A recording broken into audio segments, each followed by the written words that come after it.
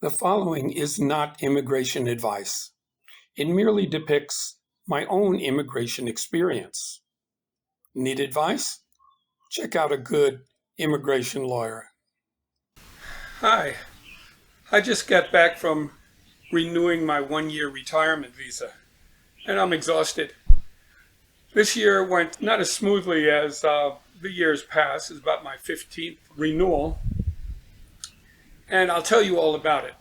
But I thought I'd take this chance to talk about some of the things that one needs to do to renew your visas. First, I'll discuss all the things you'll need, the documents and the things you'll have to do first. And second of all, I'm going to discuss with you why I use a visa service. So let's get started.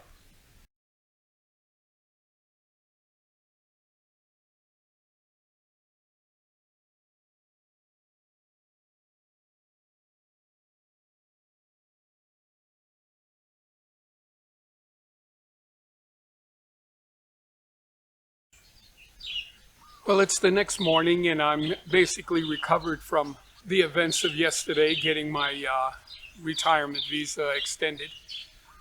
Now, I'll talk about the problem a little later, but it was my fault. There was some rule changes that I wasn't aware of, and that brings me to the warning that if you're having trouble with visas or customs or even the police, 99% of the time, it's probably your fault. You've done something wrong, you didn't know the rule, or some people even try to scam. So we'll talk about that in a little later. But what we're going to talk about now is all the things that you're going to need to get your retirement visa extended. Now, there are other visas that I could talk about, but I have a retirement visa, so that's the one I'm most familiar with. There's a lot of visas, but I'm going to talk about the retirement visa because most of the people who'll be watching this are either going to get or have a retirement visa and will have to renew it every year. Allow me to read from my tablet as I made some lists of all the documents and things you're going to need to do to renew your retirement visa. First thing you're going to have is your passport. But, again, it's not as simple as that. Your passport must be valid for at least 6 months after your application for the retirement visa. Now, if it's not, like let's say for instance you have to renew in 3 months, you'll get rejected. I've seen it happen where you're going to have to go home, apply for a renewal of your passport before they'll allow you to apply for the renewal of your visa. So make sure that your passport is valid for at least 6 months after the application for your retirement visa. Second of all is the money part. For retirement visas, you'll need 800,000 baht in a Thai bank. For other visas, like for instance the family visa, you'll only need 400,000 baht. But for the retirement visa, you'll need 800,000 baht. Why 800,000? Or, by the way, there's also another stipulation. It could be a proof of 65,000 baht per month. If you can prove that you have an income of 65,000 baht per month, that would work in place of the 800,000 baht in the bank. Excuse me. Why 800,000? Why 65,000? Well, the government has determined that that's about the amount of money you'll need to live for 1 year in Thailand, 800,000. So they want to make sure that you will have enough money to live for 1 more year. And you won't be out on the street begging or trying to get a job because retirement visas does not allow you to work. The next step is the one I screwed up, and it's you have to get a letter, guarantee letter from the bank where your money is deposited to say that you are a customer there and you have so much money in the bank. Of course, that money has to be more than 800,000 baht. That's one thing you need from the bank. That costs 100 baht to get that. And they're used to giving those letters. Oh, by the way, I choose to bank at the largest bank in Thailand and the one that does the most work with foreigners. If you bank at a very small bank, a local bank, they may not know how to do all this stuff for you. So that's just my warning. So, okay, now you have this guaranteed letter from the bank. You're going to need another statement from the bank. Now, the statement from the bank is interesting because a year ago, when I had a statement from the bank, it was only for 3 months. So I had to guarantee that I had 800,000 baht in the bank for 3 months. And this is so that, you don't have 8,000 and then borrow. I mean, you don't have enough money and you borrow the 800,000 from a friend, deposit it into the bank just before your visa application, and then give it back the next day. So you have to have it deposited there for 3 months. But they changed the law, and I didn't know about it. And now the statement must say that you have to have that money deposited in the bank from the last time you extended your visa. And that was 1 year ago. So I had to get a statement for 1 year. Here's the problem with that.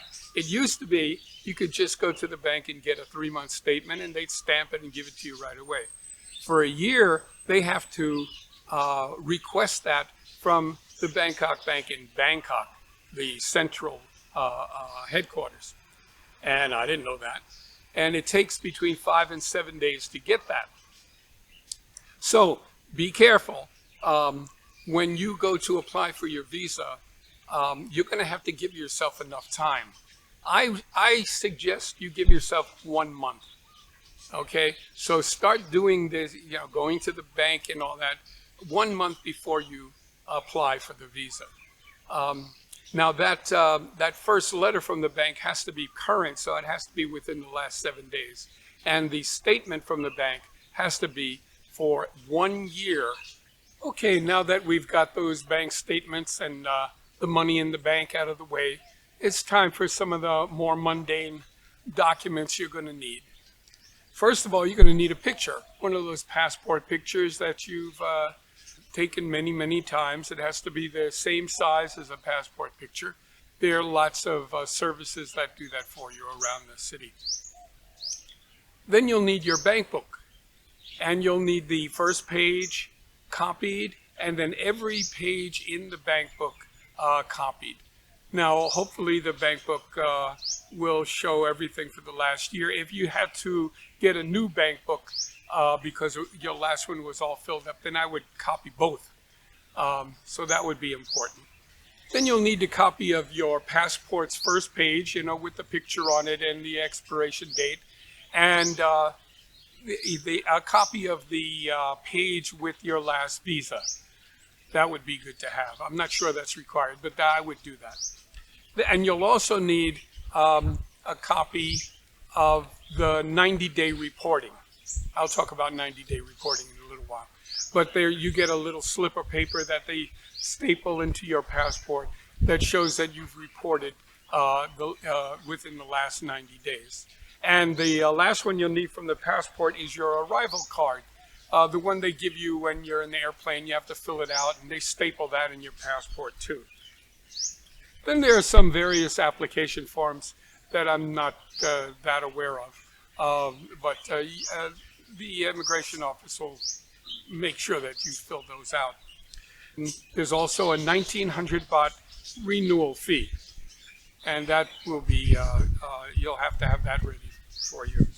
And one note is that all of the documents, now you'll have lots of them, all those photocopies of your passport and your bank book pictures and all the rest of that, all of those need to be signed. And I would sign them with the same signature that you have in your passport, just to be careful because they do check. And now you're ready to take all of these documents down to the passport office, and hopefully you'll have everything you need. I've gone to the passport office many times where they'll say, whoop, you forgot one more document, and you have to go back and then wait in line again and all that. So make sure you have all of these documents that you need, all signed, and then the application forms for your visa. And it may not go that smoothly, but at least it will go. But that's one of the reasons why I use a visa service. It makes things a lot easier.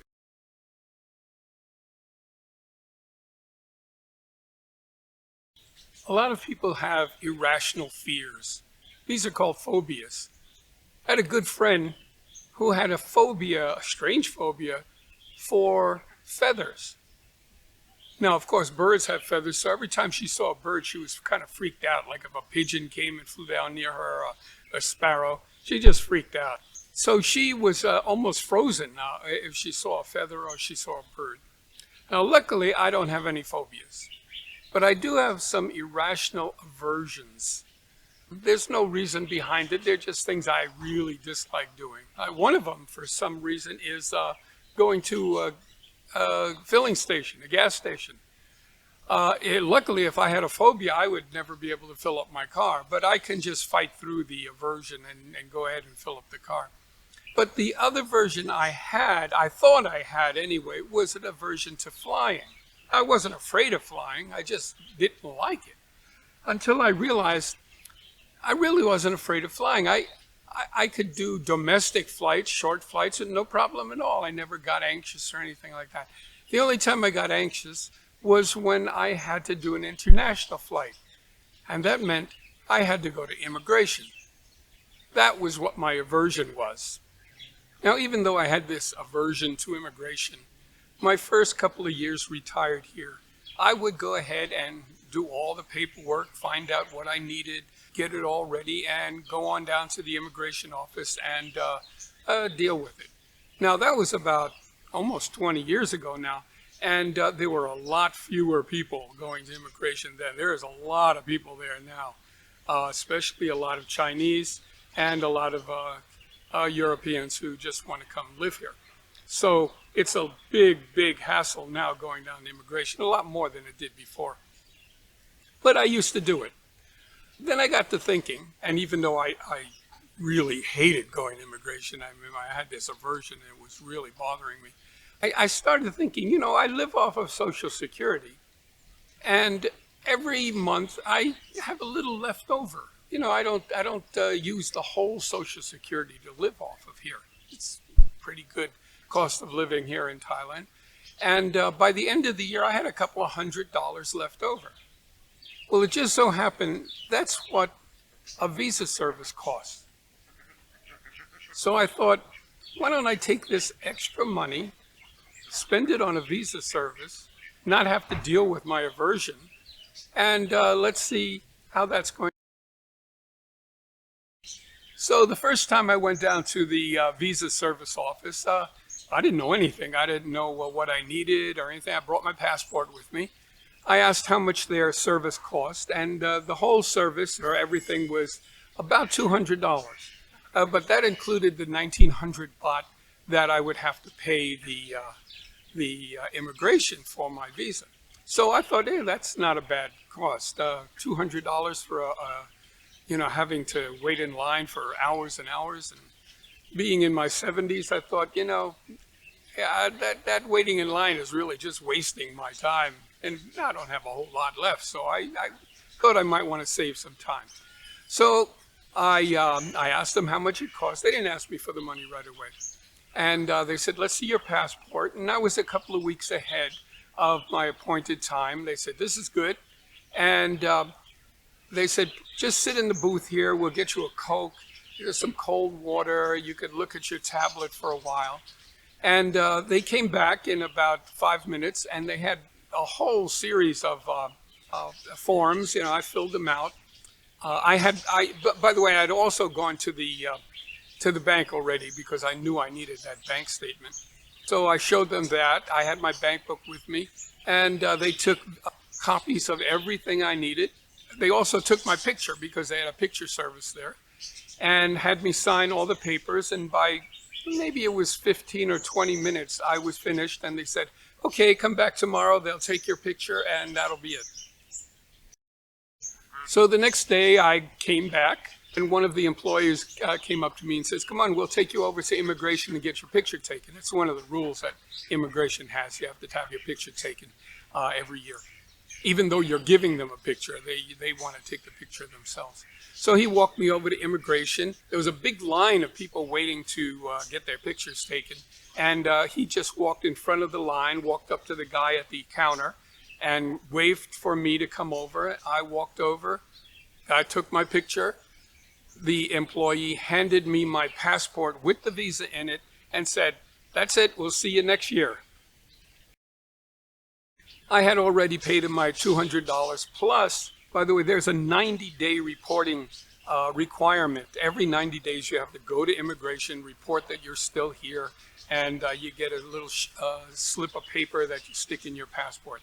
Well, they have a service that they'll do that for you too. For I think it's a minimal, minor fee for about 300 baht a time. You have to do it 4 times a year because it's 90 days. And so I gave him another 1,200 baht. And I never go to immigration anymore. They just send me an email saying, okay, your 90 days is done. We'll do it again in another 90 days. And basically, that's it. But I do want to share with you about the problem I had. I mentioned before that one of the requirements is a bank statement.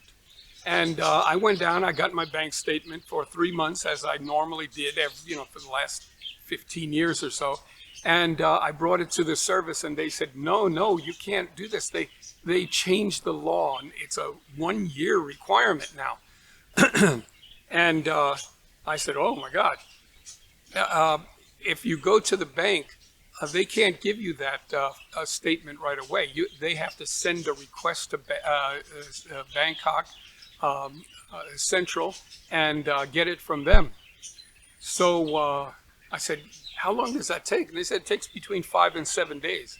Well, my visa was up in 5 days, so I didn't know what to do. I was really anxious, and my visa aversion was flying full bloom. But they said, I'm sorry, there's nothing we can do about it. It's the rule. So I went down to the bank and talked to the bank manager instead of just the clerk, although the clerks were very, very nice to me. And the bank manager said, yes, I understand that the laws have changed. What we'll do is we'll make this really fast for you. We'll get it for you in 3 days. And I said, wow, okay. They called me in 3 days, had it for me, and I went down to the visa office, gave them the form, and that was it.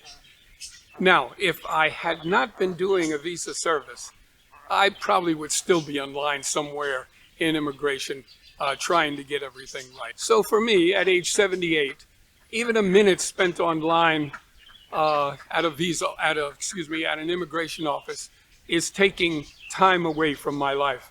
And I would rather pay a few $100s a year to have that time back. So that would be your choice. Some people can't afford the $200, and that's understandable. Luckily for me, since I mentioned that I save a little money every month because I don't spend the whole Social Security check, I had that money. So really wasn't taking away from my savings or anything like that. So good luck to you. Good luck on your next visa renewal, and thanks for watching.